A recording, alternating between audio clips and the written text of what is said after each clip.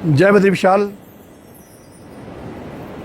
अंतर्राष्ट्रीय योग दिवस 21 जून, सबको हार्दिक बधाई। मित्रों, आपकी तरह हम भी योग कर रहे हैं और भगवान बद्रीनाथ जी के इस दिव्य प्रांगण में बैठे हुए मेरे साथ आदरणीय रावल जी, हमारे पुजारी श्री बद्रीनाथ धाम, और बाकी उनके हम सहायक लोग। योग कर्मशु कौशलम, योगेन चित्त वृत्ति निरोधा, अष्टांग योग, भारतीय परंपरा। और मुख्य रूप से जो श्रीमान रावल जी ने हमें बताया कि योग अर्थात एक में धन एक बराबर दो जोड़, इसे योग कहते हैं। गणित में दो में दो धन बराबर चार, इसे योग कहते हैं। अर्थात आत्मा को परमात्मा से जोड़ना, इसे योग का है। और भगवान बद्रीनाथ जो यहाँ बैठे हैं, ये योगेश्वर ही हैं साक्षात। इन्हें एक रूप में पांडुकेश्वर में योग बद्री और यहाँ बद्रीनाथ योगी के रूप में पूजा होती है। योगी के स्वरूप में बैठे हैं और उन्हें योग की शिक्षा दी है। मुख्य रूप से आप गीता देखते हैं कि नात्यस्नतस्त योगोस्ति न चैकांत मनस्नतः न चात्य स्वप्नशीलस्य जागृतो नैव चार्जुन। जो लोग बहुत खाते हैं वो योगी नहीं, जो नहीं खाते हैं वो योगी नहीं, जो बहुत सोते हैं योगी नहीं, जो नहीं सोते हैं योगी नहीं, जो बहुत विचरण करते हैं वो योगी नहीं, जो विचरण नहीं करते हैं योगी नहीं। गीता कहती है कि युक्ताहार विहारस्य युक्त चेष्टस्य कर्मसु युक्त स्वप्नावबोधस्य योगो भवति दुःखा। समय पे सोइए, समय पे जागिए, समय पे पाइए ठीक प्रकार का और समय पे घूमिए। प्रत्येक कर्म के लिए युक्त का है और इसके लिए भारतीय शास्त्र बताते हैं। उन शास्त्रों के अनुसार हमें चलना चाहिए। यही हमारी योग है। विशेष रूप पर जो शारीरिक अंग हैं, ये भी जाए करके और कुछ ना कुछ वर्जिश मांगते हैं। हम अन्न खाते हैं तो अन्न भी पचता अंदर, और भगवान कहते हैं अहम वैश्वानरो भूत्वा प्राणिनाम देहमास्ता प्राणापान समायुक्ता पचाम्यन्नम चतुर्विधम। चार प्रकार से हम अन्न प्राप्त करते हैं। चाहे हम चबा करके रोटी की तरह खा लें, चाहे हम दूध की तरह चाय की तरह पी लें, चाहे हम गन्ने की तरह चूस लें, चाहे हम चटनी की तरह चाट लें। चार प्रकार से अन्न प्राप्त किया जाता है। और भगवान कहते हैं कि पचाने की मेरी ड्यूटी है। आपने जो खाया, कितने की मेदा बनी, कितने का लहू बिना, कितने का आपकी हड्डियां बनी, कितने का मांस बना और कितने का मलमूत्र हो गया, ये ड्यूटी भगवान कहते हैं अहम वैश्वानरो भूत्वा प्राणिनाम देहमास्ता प्राणापान समायुक्ता पचाम्यन्नम चतुर्विधम।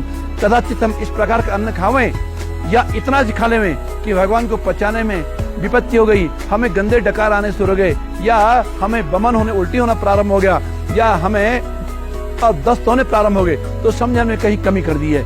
इतना खाइए जितना पचा पाए, ऐसा खाइए जो शरीर के लिए स्वस्थ है। विशेष रूप से मैं बद्रीनाथ पे बैठा हुआ आपसे निवेदन करना चाहता हूँ कि लोगों ने तो केकड़ा खा दिया, लोगों ने तो चमगादड़ खा दिया, दुनिया को बीमारी दे दी।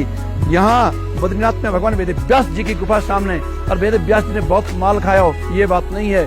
इन्होंने जाए करके और कंदेर फले मुनिवरा गमयंती कालम, कंद मूल फल खा करके अमर हो गए, शास्त्र लिख के। ये हमारी भारतवर्ष की परंपरा है। अपना खान पान सुधारिए, प्राणी मात्र पर दया कीजिए, प्रभात में समय पर उठिए।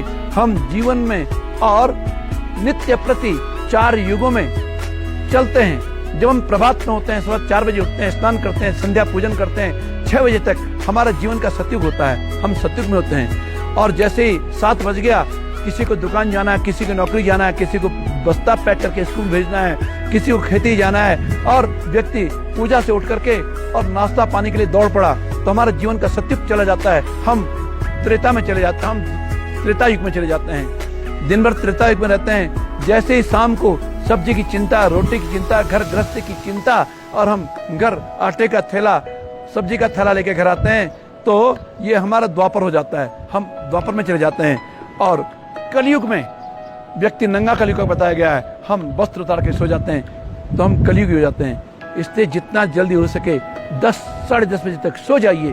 आप 12 बजे तक जागते हैं तो आप कलयुगी पुरुष हो जाते हैं। आप सो जाइए 10 बजे, और उठिए सुबह 3:30 बजे, आपका सतयुग ज्यादा जीवन में आएगा और कलयुग लगभग चला जाएगा। इसलिए समय पे जागिए, समय पे सोइए और समय पे सत्शास्त्रों का अध्ययन कीजिए। यही जीवन के योग हैं और यही आपको जो है कि जीवन का बहुत बड़ा पाथेय बनेगा। भारतवर्ष योग गुरु है और दुनिया हमसे सीख रही है। और सीखने के लिए सबसे पहले आचार हीना नपुनंति वेदा यद्यपि धीतानि षडंग शास्त्रे छंदास्तेन मृत्युकारे त्यजंती नीडम शकुंता इव जात पक्षा। अगर हम आचार भ्रष्ट हैं तो बहुत बड़े विद्वान भी हैं, बहुत जानने वाले हैं, लेकिन अंतिम समय हमारा अच्छा नहीं। और दूसरा जो हमारा जन्म होगा तो उसमें हम दरिद्र हो जाएंगे, हम अपात्र हो जाएंगे। इसलिए ये शरीर भगवान ने दिया है कि 84 लाख भोगने के बाद हम मनुष्य नहीं में आए हैं, आकर 4,84,000 और भगवान ने मनुष्य बनाया। नृदेह माध्यम सुलभम सुदुर्लभम अप्लवम सुकल्पम गुरु कर्णधारम मयानुकूलेन नभस्वतेरितम पुमान भवाब्दिम न तरेत स आत्मः पुमान भवाब्दिम न तरेत स आत्मा। ये भगवान की वाणी है श्रीमद् भागवत में कि मनुष्य देह प्राप्त होना बहुत मुश्किल, और अगर प्राप्त हो भी गया तो ठीक प्रकार का परिवार, ठीक प्रकार की बुद्धि, ठीक प्रकार का शरीर, ये प्राप्त होना और मुश्किल है। सुलभम सुदुर्लभम ये शब्द मिलना मुश्किल है। और उसके बाद जो है ठीक प्रकार का और हमें रास्ता मिल जाना, ठीक प्रकार के गुरु मिल जाना, ठीक प्रकार के और हमें रास्ते चलाने वाले मिल जाना, ये और कठिन है। और भगवान कहते हैं बेटा ये सब मिलने के बाद याद रखना, जो शास्त्रों में लिखा है, जो परंपराएं लिखी है, उस पर चलना। जिस दिन तेरे नैया भवसागर में चलाएगी तो उस दिन बेटा मैं आऊंगा। भगवान की वाणी है मयानुकूलेन नभस्वतेरितम। कभी मैं पीछे से तेरे को धक्का दे दूंगा तेरी नाव को, और कभी से मैं आगे से तेरी नाव खींचा करूंगा और तेरी नैया पार हो जाएगी। पुमान भवाब्दिम न तरेत आत्मा। ये सब पाने के बाद भी अगर भव सागर से पार जाने का तूने प्रयत्न नहीं किया तो वही नरक है कि शास्त्र कहते हैं, वेद कहते हैं कि असुर्जा नाम ते लोका अंधेन तमसावृता तास्ते प्रत्यापि गच्छन्ति जे के चात्महनो जनाहा। वही घोर अंधकार की ओर जाते हैं और वही नरक जाते हैं। तो ये देह नरक जाने के लिए नहीं है, स्वर्ग जाने के लिए। आइए भारतीय परंपराओं को और दुनिया में बढ़ाएं और एतद् देश प्रसूतस्य सकाशात् अग्रजन्मनः स्वं स्वं चरित्रम शिक्षेरन् प्रतिभ्याम सर्वमानवः। एक बार पुनः गुरु के रूप में दुनिया भारतवर्ष को जाने, सोने की चिड़िया बने और लोग पुनः और यहाँ सीखने के लिए आए। इस शब्दों के साथ मैं आप सबको और आज के दिन की हार्दिक बधाई देता हूँ।